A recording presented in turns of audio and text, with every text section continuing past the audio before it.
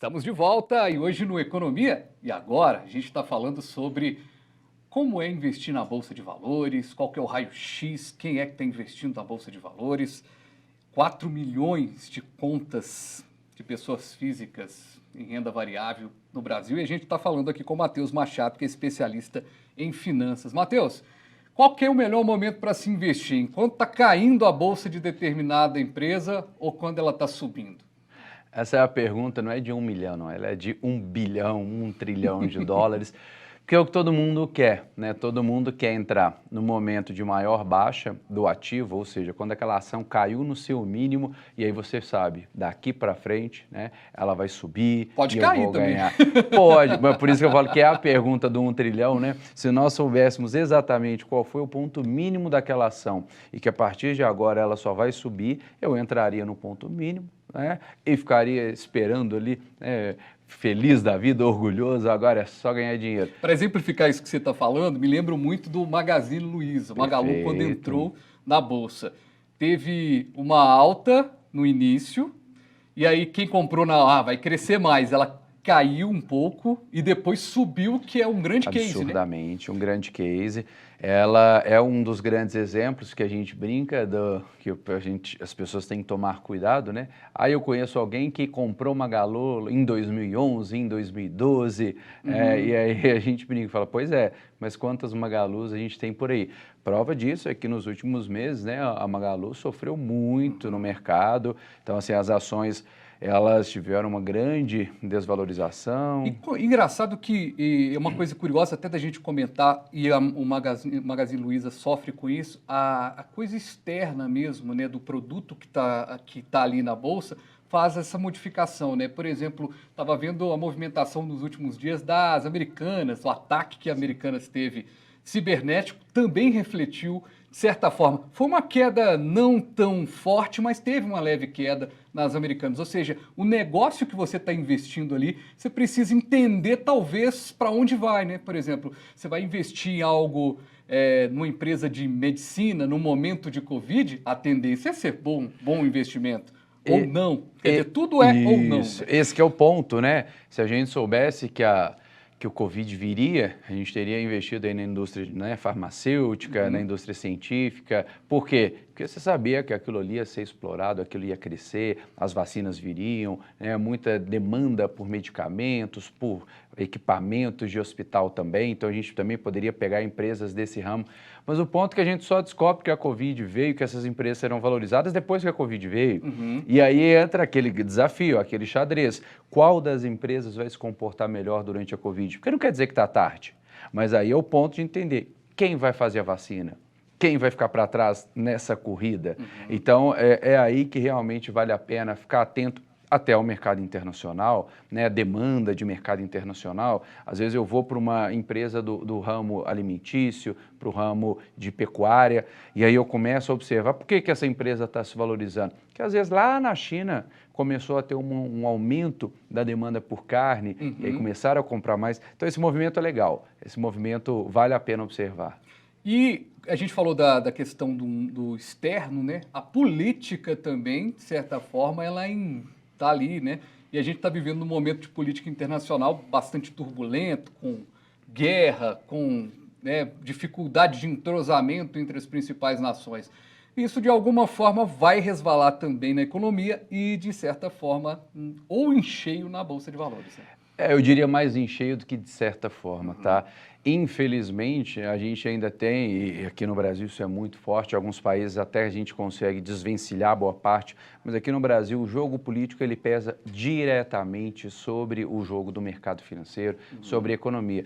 Então a gente tem às vezes uma figura importante do alto escalão ali, né, próximo ao presidente ou o próprio presidente, falando alguma coisa, aquilo pode levar o mercado para cima ou pode levar o mercado para baixo. A gente teve cenários como esse, e aí você fica naquele negócio, né? Não basta eu olhar para o próprio mercado, se a Americana sofreu um ataque cibernético, se a Magalu vai cair ou subir. Eu preciso, se amanhã vai ter um pronunciamento, peraí, deixa eu colocar minha barba de molho aqui. Vou esperar um cadiquinho, né? Esperar um pouquinho para saber que movimento eu faço, porque é impressionante como as coisas influenciam. Uma declaração que fale para virar para a direita ao invés de falar para virar para a esquerda, meu amigo, pode colocar no céu ou pode colocar lá embaixo, viu? E essa direita e esquerda é também a direita e esquerda política também, que isso vai diferenciar também na questão toda. O mercado está esperando, né, o pronunciamento aí do candidato da esquerda para saber como é que vai ser. O mercado fica, né? Inclusive, até chegamos num momento agora do mercado que o próprio candidato ele tem que ir a se publicizar ali e falar assim, estou com o mercado e tudo mais. A mão não é mais tão invisível assim, né? Pelo contrário, a mão é visível, a gente conta a quantidade de dedos que ela tem. Isso. E aí você sabe como é que vai ser o peso que vai ser daqui para frente. Vai ser só lá para abril que o candidato de esquerda anunciou que vai fazer algum tipo de pronunciamento ao mercado, mas o que se acredita é que muito provavelmente ele vai ter um perfil muito parecido lá com 2002, né, quando ele escreveu uma carta ao mercado, tranquilizando o mercado. Então, esse cenário todo, ele dita por quê? Porque quem financia boa parte das campanhas no Brasil são as empresas. Né, são as empresas que permitem que o candidato acesse todos os cantos do país, esteja na TV, esteja no rádio, hoje com a internet, né, as redes sociais. Então, assim, não é um jogo só para gerar emprego ou para movimentar a economia. É um jogo também para financiar campanha, para ser mais forte lá na frente. Então, assim, tanto é que tem empresa que apoia os dois. Exato, né? Fico ali no meio do caminho. E só uma pontadinha da questão política, tudo leva a crer que o mercado vai ter uma boa relação com todos os candidatos, pelo que a gente está acompanhando, principalmente com o candidato da esquerda, pois ele já se posicionou já mais a centro do que tudo, né? Prova disso foi quase que um namoro ali com alguém, com alguém de centro-direita. Então, assim, o mercado, aquela preocupação maior inicial, ela já deu uma apaziguada. De fato, ela só assenta depois do pronunciamento e depois da definição da política e também da equipe econômica que vai tocar aquilo ali, porque isso também define muito. O que se sabe?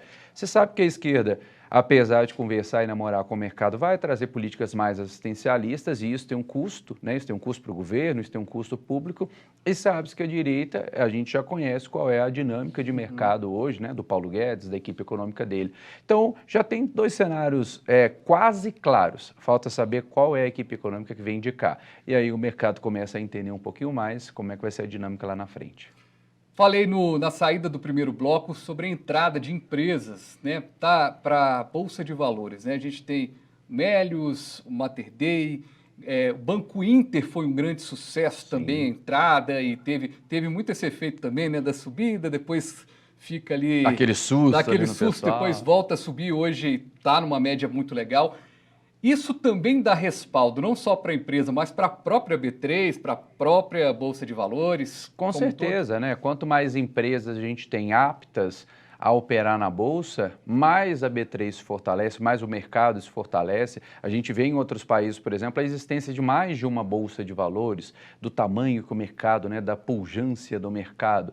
Agora, aqui no Brasil, apesar de a gente ter um mercado bom, um mercado forte, ele é um mercado que ainda precisa se estruturar muito.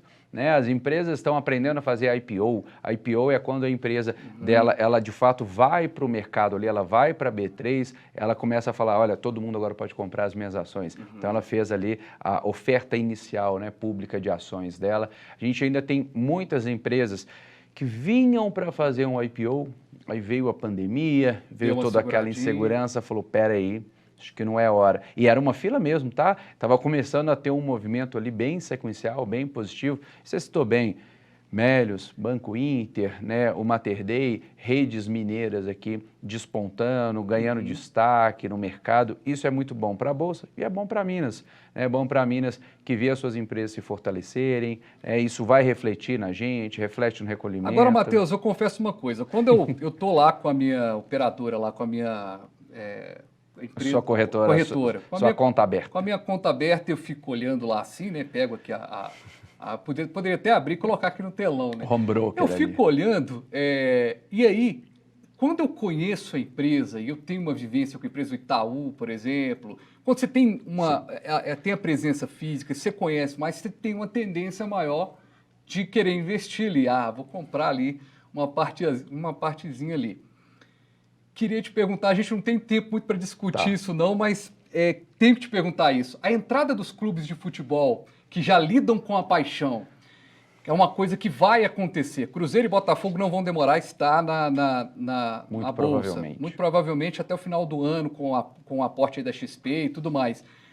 Vai ser mais um motivo para a gente que tem a paixão ali pelo clube não se levar a deixar pela emoção e tal, porque talvez investir no Cruzeiro quando ele entrar na Bolsa, vamos supor que o cenário não seja positivo, mas eu como cruzeirense vou querer lá investir e tudo mais. Quais que são os ganhos e perdas com essa emoção na hora de investir? Eu acho que a gente tem que seguir a mesma máxima de sempre, independente se é o seu time do coração, se é uma empresa que você admira ou odeia. Você nunca deve fazer suas escolhas com base na emoção, né? O mercado financeiro ele tem dados, ele tem números, e é com base nesses dados que a gente tem que tomar decisões. Então, se eu estou investindo em uma empresa que tem um bom patrimônio, uma empresa que tem bons resultados, que nos últimos trimestres publicou balanços favoráveis, com crescimento, ou que quando a gente olha para o mercado fala, olha, ela vai crescer, está indo bem, seja o Cruzeiro, Botafogo ou qualquer outro negócio, ok, eu vou lá, eu vou comprar essa ação, eu vou investir. Agora, se eu for só pelo coração, meu amigo, aí o risco é muito grande. Muito maior. Agora, o que eu fico numa dúvida danada é se quando os times forem bem em campo, se vai refletir no investimento. Por quê? Tem chance. Tem chance. Mas, por exemplo, Cruzeiro e Botafogo, que são os dois que foram adquiridos agora recentemente, acho que do Botafogo está mais clara ali a aquisição. A do Cruzeiro ainda tem um processo mais complexo. Mas os dois times estão bastante endividados. Então, de qualquer maneira, hoje, se elas entrassem, essas duas agremiações entrassem na Bolsa, a gente investiria em algo endividado. Mas tem muitas empresas que a gente investe que estão endividadas também. Vale dizer que a Uber, nos últimos anos, ela teve prejuízo em todos os seus resultados. Ano passado foi o primeiro ano que a Uber apresentou lucro, ou seja, a empresa operar no prejuízo não significa que ela não é uma boa empresa. Agora, é preciso entender qual é o plano daquela empresa, qual é o planejamento estratégico, operacional para os próximos anos, para sair daquele endividamento, né, para começar a entrar num resultado positivo. Então, assim, você colocou muito bem. Não é porque está endividado que significa que é ruim. Pelo contrário, se ela estiver numa crescente, excelente. Vai acontecendo, né? Mas cuidado, né? Quando o time ganha, pode ser que ele se valorize? Sim, porque é uma empresa, né? E qual que é o papel ali da empresa? Dá lucro. Dá lucro. Se o time está ganhando, o estádio está lotado, está vendendo camiseta, está vendendo jogador, opa, peraí, acho que essa empresa pode estar indo bem. Agora, se o time só está perdendo, se ele não consegue bem, se o estádio está vazio, aquilo não deixa de ser um indicador. Muito bacana, Matheus. Muito obrigado pela sua participação aqui. Foi bom, até de futebol, no final das contas, a Bolsa tem a ver também, né? Porque está chegando aí, a gente tem muito assunto para tem pano para manga aí para a gente conversar sobre isso. Tem muito assunto e isso que é bom, né? Abraço para você, viu, Matheus? Obrigado, Fabiano. Obrigado pelo convite. Gente, e a gente vai ficando por aqui com economia e agora a gente volta numa próxima edição com mais um assunto interessante sobre a economia para você. Valeu!